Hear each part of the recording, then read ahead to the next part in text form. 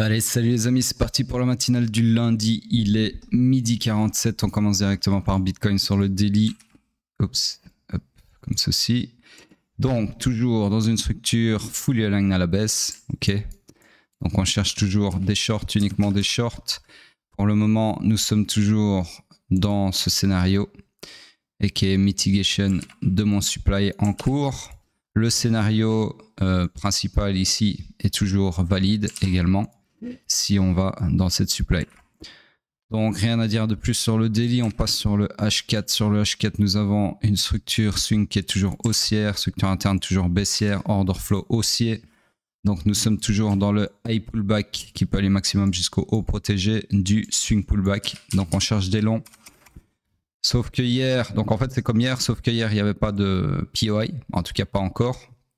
Et là ben, on a l'embarras du choix du coup, puisque on a des POI en veux-tu en voilà. Le plus proche du price action c'est celui-ci. Malheureusement si on revient dedans, on passera sur un order flow baissier ici. Donc là c'est typique d'un scénario qui est parti sans nous. Donc voilà, pour le moment on cherche des longs mais il n'y a rien à long. Et on passe sur le M15. Le M15 qui lui s'est retourné à la hausse comme ceci. Hop.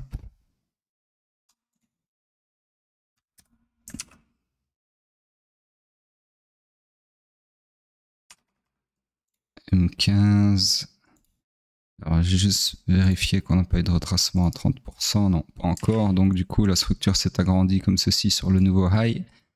Et nous sommes dans une structure également ici, fully aligned à la hausse. Donc on cherche des longs, uniquement des longs. Le POI le plus proche du price action pour chercher des longs, c'est celui-ci. Donc là, vous pouvez éventuellement chercher des longs comme ceci. Ok. Sur ce, c'est tout pour Bitcoin. On passe sur le pétrole en daily. Donc ici, ça a enfin bougé. Donc structure swing toujours baissière, structure interne toujours haussière. L'order flow s'est réaligné avec la structure interne à la hausse. Donc le scénario ici a été, invalidé. Ça appartient pas au daily, laissez-moi le cacher. Hop. Donc ça m'intéresse plus trop pour le moment. Nous sommes donc sur un order flow haussier puisque nous sommes dans le iron final du swing pullback. Donc on cherche des longs. POI le plus proche du price action qui est confirmé, c'est celui-ci. Comme ceci. Donc là, on a clairement un scénario exploitable comme ceci. Target. Alors là, vous avez le choix. Hein, c'est soit vous targetez l'accomplissement de la destinée interne, donc le weak high ici. Ouais, c'est ça. Attendez. Il y a un truc ici qui est pas correct, je pense. C'est moi vérifier. Tac. Ouais. Alors, je viens de m'en rendre compte. C'est pas très grave, mais bon, ça change quand même la donne. Ici, on avait eu une perpétuation. Laissez-moi regarder, ouais. Donc ceci, en fait, alors, c'est bizarre parce que ici, j'ai un graphe de liquidité que j'ai indiqué et j'aurais pas indiqué un graphe de liquidité. Je vais aller voir sur le H4, mais sur le H4, je pense qu'il apparaît même pas. Je vais plutôt regarder comme ça. Voilà, je l'avais caché du H4, donc c'est clairement un graphe de liquidité que j'avais fait apparaître sur le daily. Et vous voyez qu'ici, on a maintenant un corps. Donc j'en déduis que c'est TradingView, encore une fois, il faudrait que j'aille revoir dans les vieilles matinales, les matinales la matinale du 23-24 juin, pour voir si effectivement c'était bien une mèche à ce moment-là, mais j'ai bien l'impression, parce que sinon je vois pas pourquoi j'aurais tracé un graphe de liquidité à la place d'un IBOS, d'accord? D'ailleurs je vais faire ça maintenant pour en avoir le cœur net, je vais mettre pause. Bon, et bien autant pour moi, je viens d'aller vérifier, effectivement ça a toujours été ce corps de bougie, il n'y a jamais eu de mèche, donc je sais pas pourquoi j'ai tracé ça à ce moment-là. En gros ici, c'est incorrect, on a un IBOS daily. Du coup, la structure se serait retournée ici, comme ceci. Ici, on aurait perpétué la structure à la baisse, comme ceci, dans lequel nous sommes toujours. Donc voilà, ça change pas grand chose, mais voilà, ça a le mérite d'être corrigé. Donc, tout ça pour dire que ici, j'étais en train de tracer mon scénario. Je cherchais une target et au final, bah, la target sera pas la même. Oups, mauvais outil. Hop. Puisque la target maintenant, c'est plus la même structure interne. Donc, la target peut pas être plus haute que le strong high ici, d'accord? Puisque là, on est dans le high pullback. Donc, je recommence. Nous sommes dans le high pullback qui peut aller maximum jusqu'au haut protégé ici du swing pullback. Ok, du swing run final, pardon. Du coup, ouais, puisque ici on est sur une structure interne baissière. Donc voilà, ça change un peu la narrative structurelle, mais pas les scénarios qu'on a eu jusqu'à présent. Ok, en fait, ça change la narrative structurelle et les targets. Sur ce scénario-ci. Et on passe sur le H4. Sur le H4, nous sommes... Alors ici, très intéressant, nous avons fait, première chose que je remarque, un sweep du strong high ici. Vous savez tous que en général, ça annonce quelque chose de bearish dans ce cas-ci. Top liquidity, là en bas, ici. Voilà, donc en gros, on est dans une structure swing toujours baissière, structure interne. Alors laissez-moi regarder ici. Ouais, ici, il y a plusieurs façons de le voir, mais personnellement, je verrais quelque chose comme ceci. Ensuite, retournement à la baisse, confondu avec le point de choc. Donc, en gros, fully aligned à la baisse. Après avoir sweepé, donc ici, le strong high, d'accord? Donc, extrêmement bearish sur le H4. Ceci n'appartient pas au H4, je le cache. Donc, on cherche des shorts, uniquement des shorts, bien évidemment. Et le POI le plus proche du price action qui n'est pas encore confirmé, ça serait celui-ci. C'est moi juste agrandir la structure. Donc demain, en tout cas dans quelques heures, vous pourriez avoir un scénario comme ceci. Alors target où vous voulez, hein, vous avez l'embarras du choix. Mais pour le moment, ce n'est pas confirmé comme POI. Donc j'attends que ça le soit. Sur ce, on passe sur le M15. Donc sur le H4, on cherche des shorts, mais il n'y a rien à short. Alors ça n'appartient pas au M15. Hop. Donc le M15, lui, qu'est-ce qu'il a fait? Il s'est perpétué à la hausse comme ceci, et puis retourné à la baisse comme ceci. Donc là, nous avons un BOS comme ça. Tout ceci ne m'intéresse plus. Structure swing désormais baissière comme ceci. Structure interne, il n'y en a pas, donc on est fully aligned à la baisse. Et eh bien on cherche des shorts. Malheureusement, pas de POI à short ici, d'accord? Et si on revient dans le POI ici, eh bien on sera sur un order flow haussier, donc absolument rien à faire sur le M15. Donc M15, H4, structure morte, on cherche des shorts, mais il n'y a rien à short, en tout cas pour le moment. Et sur le daily, on a ce scénario. Sur ce, on passe sur le sur Hype. Hype en daily. Donc ici, toujours dans les trois scénarios, absolument rien de plus à dire, d'accord? Toujours tous les trois valides. On passe sur le H4. Sur le H4, alors laissez-moi mettre à jour. Donc structure swing toujours baissière, structure interne toujours plutôt retourner à la hausse comme ceci. Ici, order flow haussier, donc nous sommes dans le iron initial du swing pullback, d'accord? Donc on cherche des longs toujours, sauf que, alors on va faire un petit replay parce que là ça peut compliquer ce qui s'est passé. Donc hier on était là, j'avais tracé ce scénario. Donc hier on était sur un order flow haussier. On était en train de faire une mitigation de cette demande. Et donc on s'attendait à ça, d'accord? Sauf que entre temps, ce qui s'est passé, on a choqué à la baisse, mais sur mèche, d'accord? Donc on a invalidé non seulement ma demande ici, mais on a également invalidé le scénario qui était associé puisque l'order flow s'est retourné à la baisse. Donc à ce moment-là, on cherchait non plus des longs, mais bien des shorts. Donc vous aurez pu vous tracer un POI ici et chercher, je vais faire les choses bien, hop, chercher des shorts comme ceci, target l'accomplissement de la destinée swing, d'accord? Et qui est le run du week low ici. Ensuite, qu'est-ce qu'on a eu? On a eu une mitigation, d'accord? Donc à ce moment-là, vous pouvez descendre sur la low time frame pour chercher des shorts. Et au final, invalidation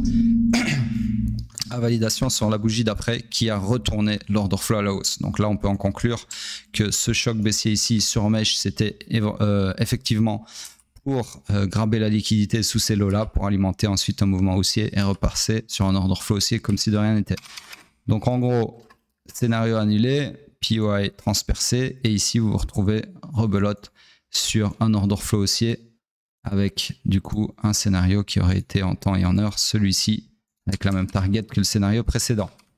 Au final, maintenant on en est où? On en est là. Donc voilà, on a un scénario intermédiaire puisque ici on a un nouveau POI qui vient d'être confirmé sur lequel vous pouvez également vous appuyer. Alors je vais allonger, allonger un peu ceci si j'arrive à l'attraper. Hop, ça aussi, tac. Donc là ici vous avez un scénario intermédiaire qui est jouable, qui serait ceci, ok. Et les deux scénarios sont toujours valides puisque mitigation ici ou ici ne nécessitera pas de retournement de l'order flow. Voilà donc pour Hype. On passe sur Bitcoin en weekly puisqu'on a eu la clôture. Pardon, on a eu la clôture weekly. Donc laissez-moi mettre ça correctement. Voilà. Donc clôture sur une remontada partielle, hein. On a pseudo bougie marteau. Alors le corps fait quasi la taille de la mèche, donc c'est un marteau mais qui est pas fou, ok. Donc dans tous les cas, marteau ou pas marteau, ça change absolument rien à la bearishness du moment puisque on a bien eu toujours, donc ici tous les éléments bearish, hein, je les réénumère, mais il n'y a rien de bullish là-dedans. Donc en gros, order flow baissier, aka bear market. Mitigation du supply. Donc le supply a été respecté. Après la mitigation, enfin la mitigation en elle-même a été également un grab de la liquidité au-dessus du haut de cette bougie de cette semaine-là. D'accord? Donc grab de liquidité, mitigation du supply, momentum qui décroche comme ça. Le seul truc bullish, c'est la petite remontada qu'on a eu hier soir, enfin cette nuit ou ce matin, peu importe. Non, c'était du coup c'était avant minuit, donc cette nuit, enfin hier même. Donc voilà, mais tout reste bearish, ok. C'est-à-dire que là, encore une fois, si on refait notre balance comme ceci, bearish, bearish, bearish, bearish, tout ce que je vous ai énuméré, et la forme de la bougie qui vient de clôturer, la seule confluence bullish que je vois pour le moment, d'accord. Alors il y a peut-être une autre confluence bullish également, mais qui me plaît moins, c'est qu'on a récupéré les stop loss sous les lots de la bougie de la semaine d'il y a 2 semaines, d'accord. Donc un truc comme ça. Mais pour moi, ça c'est pas vraiment un grab de liquidité parce que c'est pas un swing low, d'accord. Quand je dis swing low, ça veut dire que c'est pas un low. Alors c'est un grab de liquidité, je reformule parce que ça peut porter à confusion. Ça reste un grab de liquidité dans l'absolu, mais personnellement, je préfère quand même quand on va sweeper des semaines précédentes, donc pas la semaine passée, les semaines d'avant, je préfère quand c'est sur des highs ou des lows, d'accord. Donc je répète ce que j'entends par un high ou un low, c'est 3 bougies, d'accord. Donc un low, c'est 3 bougies, enfin formé de 3 bougies, et la bougie du milieu est plus basse que les 2 bougies juxtaposées, forcément. Ce qui n'est pas le cas ici. Cette bougie-là n'est pas plus basse que la bougie de gauche, ok. Que celle de droite, oui, mais pas celle de gauche. Si la bougie de gauche était ici, ok, là, on aurait eu un truc très intéressant parce qu'on aurait eu un grab de liquidité sous un vieux lot, ok. Tandis que là, on a juste un grab de liquidité sous une semaine d'il y a 2 semaines, ok, là, il y a 2 semaines en gros. Donc c'est moins pertinent pour moi. Par contre, quand c'est des grabs de liquidité de la semaine d'avant, donc ce qui est le cas en fait ici, puisque là on peut dire que on a sweepé la liquidité, sauf qu'on n'a pas clôturé sous forme de sweep, d'accord? Mais on a sweepé la liquidité. Donc là, je ne peux pas tracer. Je ne sais pas si c'est clair ce que je vous explique. En gros, je vais essayer de vous faire un truc. J'ai effacé cette grosse balance dégueulasse. Hop. Donc, quand c'est la semaine précédente. Donc ça, c'est la semaine précédente, d'accord? Pour autant qu'on clôture, alors je vais faire comme ça, une bougie, je parle de clôture ici, hein, bien comprendre, avec une mèche, donc je vais mettre la mèche, hop, ok, je dessine comme je peux, hein. Donc ça, c'est un grab de liquidité intéressant. Pourquoi? Parce qu'on a grabé le haut de la bougie de la semaine précédente, d'accord? Laissez-moi trouver le voilà, top liquidity en clôturant avec une mèche. Forcément, ça, c'est valide dans l'autre sens. Hein. Je ne vais pas vous tracer toutes les combinaisons bearish et bullish. Vous êtes assez grand pour comprendre. Ok. Donc ça, c'est intéressant. Par contre, si on a quelque chose sans mèche, une bougie comme ça, c'est pas un graphe de liquidité, forcément. D'accord. Un graphe de liquidité, c'est toujours sur mèche. Okay, c'est la manipulation, la mèche. Alors, autre cas de figure, j'enlève ceci. Si par exemple vous avez pareil, ça j'enlève. Si vous avez quelque chose, alors il faut encore des bougies du coup. Voilà, donc là vous avez un haut, un vieux high, d'accord, formé de 3 bougies dont celle du milieu est plus haute que les deux juxtaposées. Donc ça, c'est intéressant à être suppé. Et même raisonnement, si on a un truc comme ça, alors malheureusement j'ai effacé ma mèche. Voilà. Bon. Hop.